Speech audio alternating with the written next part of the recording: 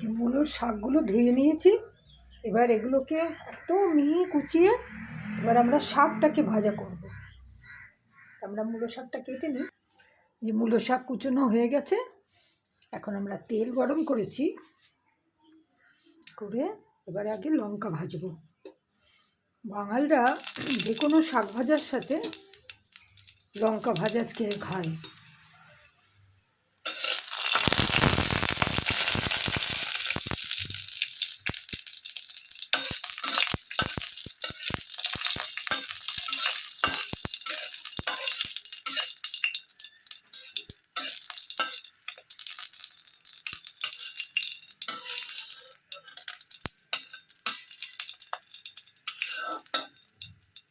এই তিনটে থাকবে তোলা, বাকি ওইটা দিয়ে রান্নাটা হবে।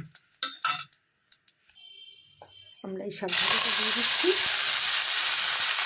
এই শাক ভাজা কোনো কিচ্ছু ব্যবহার করার দরকার পড়ে না। নুন, সামান্য চিনি, হলুদ, আর আমার মা যেহেতু নারকেল দেয় তো আমরা একটু নারকেল কোড়া দেবো। সেটা অপশনাল, আপনাদের থাকলে দিতে পারেন, না থাকলে না দিতে পারেন।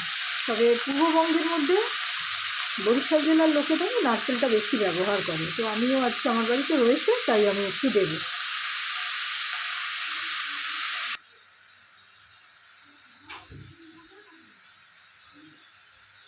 নুন, চিনি,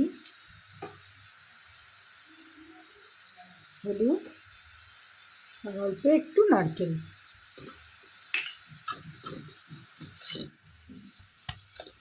ভালো করে মিশিয়ে এটাকে আমরা একটু চাপা দেব।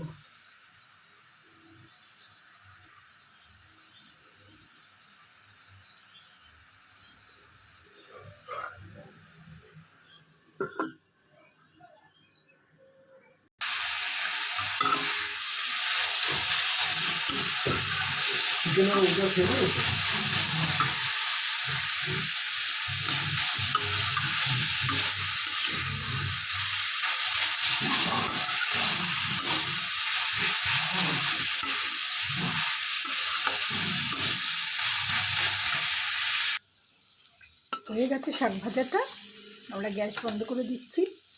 যখন এই নিচটা লেগে লেগে যায় না, তখন জানা যাবে যে মূলো শাক ভাজাটা হয়ে গিয়েছে।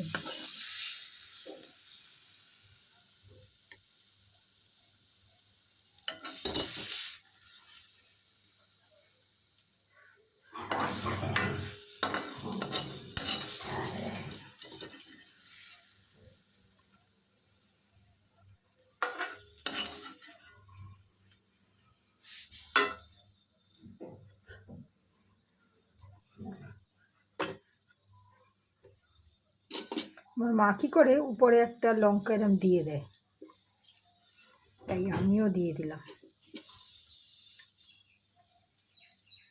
মূলো শাক ভাজা।